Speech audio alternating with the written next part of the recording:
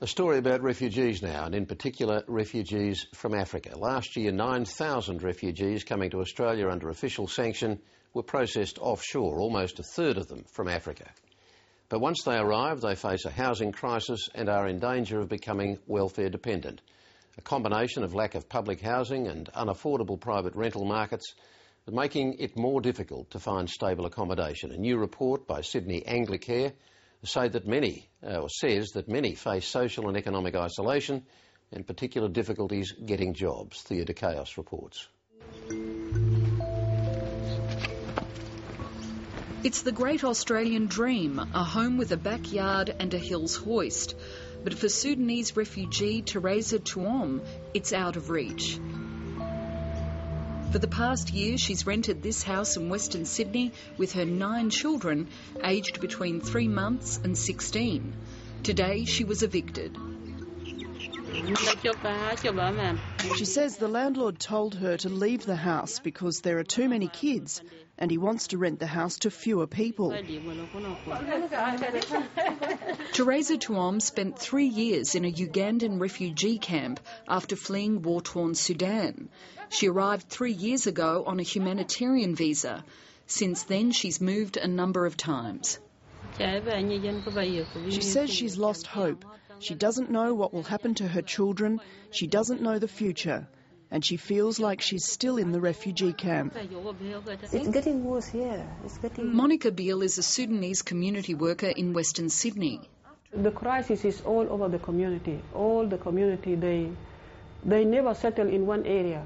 Every 6 months, they have to move to another area. From speaking to others who provide services like us, I think that it's not just a Sudanese problem in Sydney. I think it's a problem that would be common to many of the refugees who come from war-torn countries to Australia, in all parts of Australia. Oh, good day, Angus. How are you? Good to see you.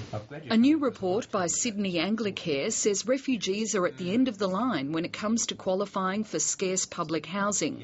Peter Kell is the chief executive.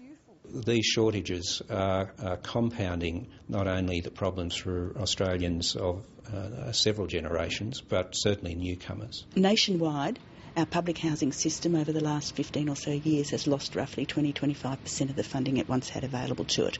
That has meant it is not able to grow to meet community need. And in fact, nationwide, the amount of housing held in our public housing area has gone down. The report says without a stable home from which to find employment, send children to school and contribute to society, African refugees are at risk of being trapped in welfare dependency. While they receive some initial government support to find a place to live when they arrive, that's not enough.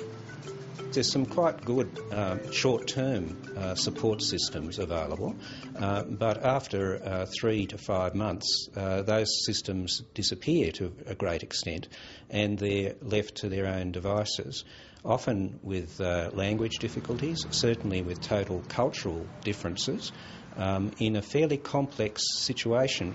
We would argue that these people actually need proper assistance with housing for a number of years in order to be able to get the rest of their lives sorted out.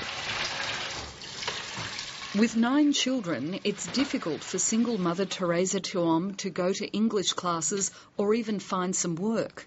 She spends 40% of her Centrelink payments on rent, leaving just $1,060 a fortnight to cover all other living expenses.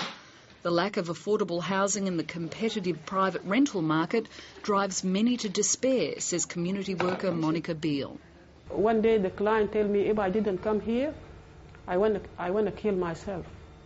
And I said, why? She talked about the housing problems. She lives in the house. The house is very old. She got allergies. Her children are very sick. She went to the doctor. The doctor told her to change the house. She went to real estate agent. They're not able to change the house. Mary Perkins is from Shelter New South Wales, a lobby group that advocates for more public housing. She says these communities sometimes face discrimination when applying for rental properties. There are enough anecdotal stories out there to suggest that for many people the fact that they have a black face means they don't get shown any housing. People who present from a refugee background are often forced to take very unsatisfactory accommodation if they can find it. Houses which are insecure or unhealthy. The report calls for a centralised body to provide housing support services to refugees. But one solution could be migrant hostels like Bonagilla, established during the post-war period.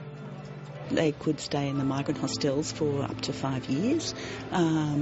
People didn't necessarily do that, but they could. They had a solid base from which they could sort out their lives and sort out the language, the employment, the health problems and all of those things. In the meantime, community worker Monica Biel is trying to find a house for Teresa Thuom and her 9 children in Sydney's tight rental market. She says she went to many real estate agents and they rejected her. She didn't find a house, that's why she's still here.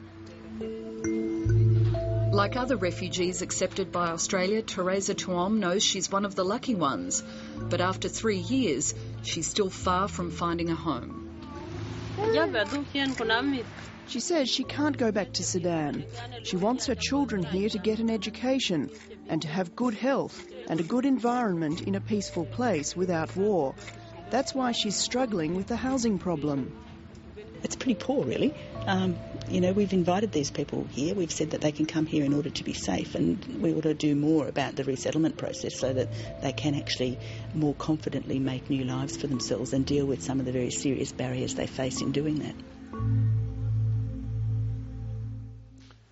Thea de Chaos with that report, and that's the program for